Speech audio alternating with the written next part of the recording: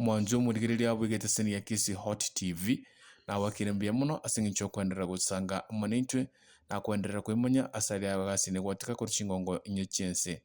nje asamuritana yankur buto Dennis Kontu wikira boniga asamangana ya twikira SMS yoburadia neria nga oyikonyore umurendi orera Amolo Odinga wase personal bodyguard oyo korirega sinarera Amolo Odinga asikika kemyake menge nigo anyarire koba kagosiria obugima bwaye umurendi uyu mwenyekere muna George Odor nigo achagete gukorera egasi Raila Odinga aso mwaka 1992 ekero arwete astatu mwabo oyo oringe kuruko Jaramogi Oginga Odinga nona bwego okwa history nkego ya George Odor